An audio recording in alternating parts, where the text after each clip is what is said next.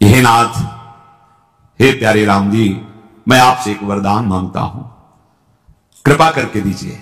कृपा शब्द लगाया है, मैं किसी साधन बल से नहीं कह रहा हूं, आप कृपा करके दीजिए प्रभु, आपके चरण कमलों में मेरा प्रेम हो। जय श्री राधे प्यारे भक्तों। श्री प्रेमानंद जी महाराज जी के श्री मुख से जो भी वाणी निकलती है वह समझो रामबाण है। उस वाणी को सुनकर आप अपने जीवन में उतारिए और इस वाणी का और सत्संग का लाभ उठाइए।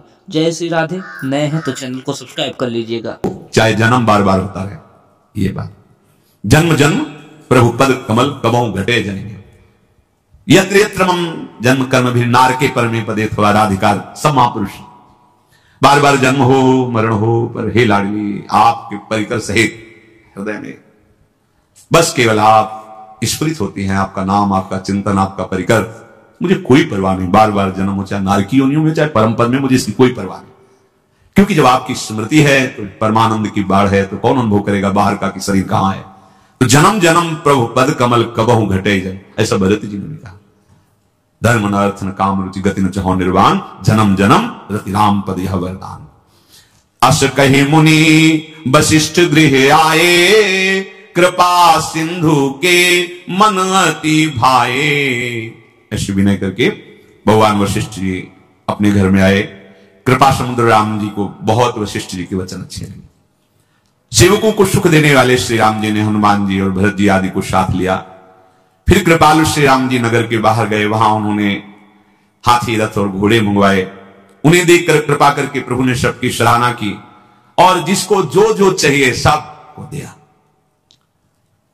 संसार के सभी श्रमों का अपहरण करने वाले प्रभु हैं। थकावट तभी मिटेगी, बोले बहुत थक गया। विश्राम भूमि भगवान का नाम है, भगवान का धाम है, भगवान का रूप है, भगवान की लीला है। गोस्वामी जी कह रहे, जाकी कृपा लवलेश ते मतिमंद तुलसीदास हो, पायो परम विश्राम। हरिवंश महाप्रभु कह रहे हैं, श्री वृंदावन विश्राम, श्री राधा जुग चरण निवास, यही विश्राम है। थक गए, मैं मेरा तय तेरा, ये भोग वो रोग वो सुख, ये सब सबके श्रम का अपहरण करने वाले प्रभु सबको जब बांट रहे तो हल्के हल्के श्रम बिंदु आ रहे।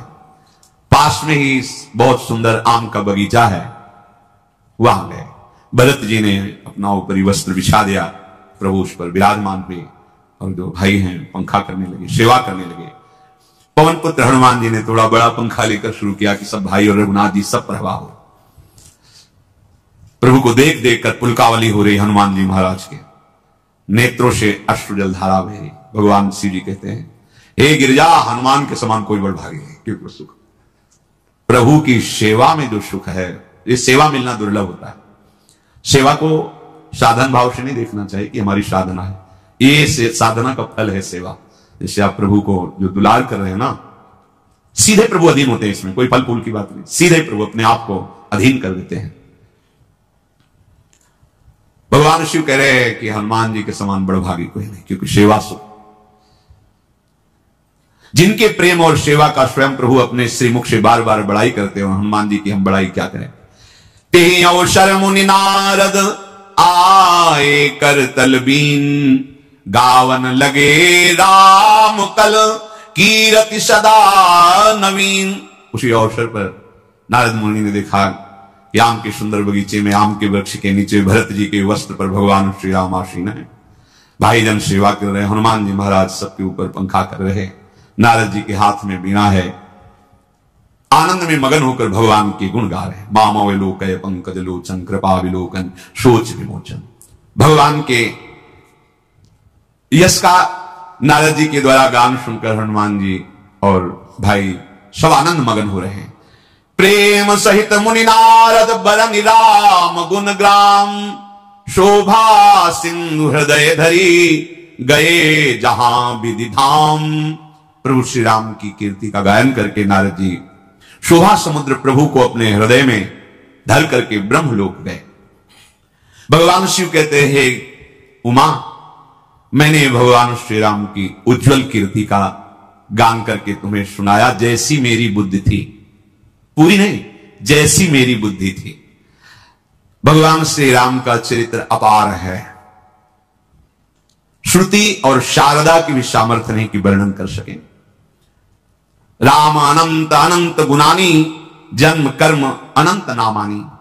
प्रभु के नाम अनंत है, गुण अनंत है, जन्म अनंत है, कर्म अनंत है।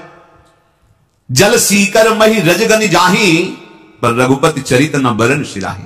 पृथ्वी के कण भले कोई गिन सकता है, आकाश में बरसती हुई बूंदों के गणना कर सकता है, कोई कर सकता है, पर भगवान के चरित्रों का पूर्ण वर्णन कोई नहीं कर सकता। पृथ्वी के रजकण भले गिने जा सकते, असंभव है। जल वर्षा हो रही, कितनी बूंदे गिर रही, कोई गिन सकता है, मतलब असंभव संभव कर सकता है, पर भगवान की महिमा, चरित्र, नाम, रूप, लीला अनंत है। ये जो भगवान श्री राम की पावन चरित्र का कथन श्रवण करेगा, उसे निश्चित परम पद प्राप्त हो जाएगा। ये भगवान शिव की वाणी है, निश्चित परम पद प्राप्त हो जाएगा। इसके सुनने से अनपायनी अविचल भक्ति हृदय में होगी। भगति होई सुनी अनपायनी। ये मैंने सुंदर कथा जो आपको सुनाई भगवान शिव उमा जी से कह, ये हमने भगवान के पावन चरित्र को जो जितनी बुद्धि में, ऐसी ही कालभूषण जी ने गरुण जी को सुनाई थी, जैसे मैंने आपको सुनाई। ये भगवान के बहुत थोड़े चरित्र हमने सुनाए, थोड़े गुण सुनाए, अमित गुण भगवान के हैं।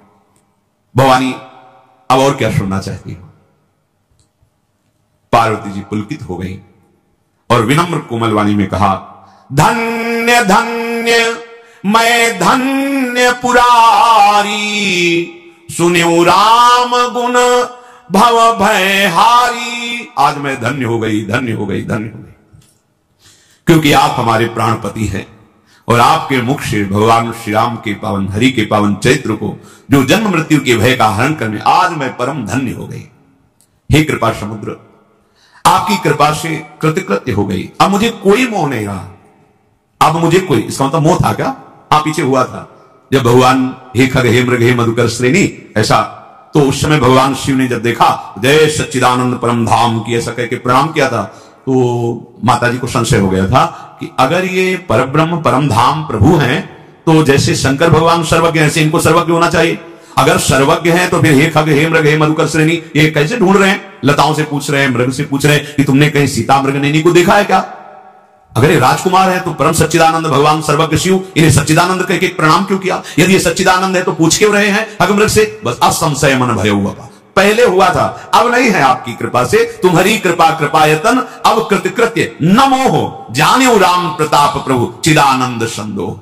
हे नाथ, आपके श्रीमुख रूपी चंद्रमा श्री राम की कथा रूपी अमृत को जो बरसा रहा है, हे मतिधीर, मैं अपने कर्णपुटों से उसे पान करके कृतकृत्य हो रही हूं। अम्मा बोल रही, बड़ा सुख मिला। प्रभु के चरित्र सुनते सुनते बस तृप्ति नहीं हो रही, ऐसा लगता है और सुनने को मिले। अगर कोई ये कहता है कि मैं तो रामचरित्र वो सुन चुका हूं, वो बात वो सुन चुका हूं, तो कह रहे रस विशेष जाना तिन्ना, इसका मतलब अभी उसको रस प्राप्त नहीं हुआ, इसीलिए कह रहा है नहीं मैं ये बात तो मैं सुन चुका हूं। जो जीवन मुक्त महामुनि है वे भी बार बार भगवान के चरित्र सुनते रहते हैं। जो संसार रूपी समुद्र से पार जाना चाहता है उसके लिए सहज उपाय है संसार से पार होने का, क्या? भगवान के चरित्रों को सुनते रहो, भक्तों के चरित्रों को सुनते रहो। जब कानों से भगवान के चरित्र को सुना जाता है तो भगवान हृदय में जाकर विराजमान हो जाते हैं, सारे दोषों को नष्ट करके उसे परम पद प्रदान, श्रवण मात्र से भगवत प्राप्ति। भगवान के ऐसे पावन चरित्र है। जगत में कौन ऐसा कान वाला है जिसको भगवान के चरित्र अच्छे न लगे? जो विषयी पुरुष है उनको भी सुख मिलता है। अगर नींद की गोली से भी नींद ना आती हो तो सत्संग में आके बैठ जाना, आ जाएगी, क्योंकि वो इंद्रियों को ऐसी शांति और विश्राम मिलती है। अब क्योंकि मलिन हृदय है तो वो दिव्य भाव में नहीं पहुंच पाता, पर निद्रा भाव में तो पहुंच ही जाएगा, सो जाएगा, विश्राम मिलेगा। अभी तमोगुण है तो तमोगुण में ही सही, और सुनते रहोगे तो परम विश्राम भी मिल जाएगा, भगवत प्राप्ति हो जाएगी। क्योंकि कभी ना कभी तो जग ही जाओगे, सुनते सुनते जग जाओगे। और एक भी बात पकड़ ली जीवन में, एक भी भगवान की आज्ञा मान ली, वो एक ही आज्ञा सब सद्गुण ले आएंगे। वो तो बड़े अभागी हैं जो भगवान की चर्चा जहां हो रही हो ये बात सुनकर वहां जाए ना और सुने ना, बड़े अभागी हैं। ते जड़ जीव निजात्मक घाती जिन्हें नरपति कथा सुनाती।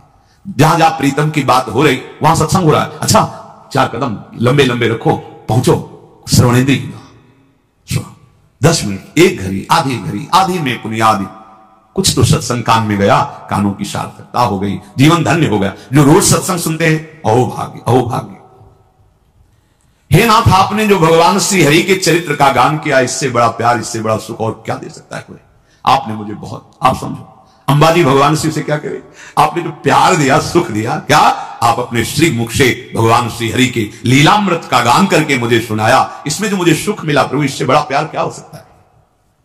संत जनों को, भगवत चरित्र गान करने वालों को महादानी कहा गया। भूरिदा जना, वो बहुत बड़े दाता हैं, क्योंकि भगवान का अमृतमय जो चरित्र है, गुण है, उनका पान। तव कथा अमृतम तत्व जीवनम कवि भीड़ितम कल्मषापहम श्रवण मंगलम श्रीमदागम।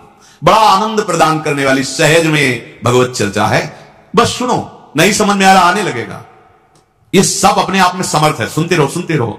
एक दिन सुनते सुनते ही लीला भावनात्मक बनने लगेगी, दिखाई देने लगे भगवान ने चाहकर, तो वैसे सामने अब वो जो स्थिति आएगी, एक झलक माया के साथ बंधनों को काट देगी। ऐसे हमारे प्राण प्यारे प्रभु हैं। हे नाथ, आपने जो प्रभु के पावन चरित्र का गान किया, उसे सुनकर मुझे अपार सुख मिला। प्रभु, मुझे अभी अभी एक प्रश्न उठ गया है।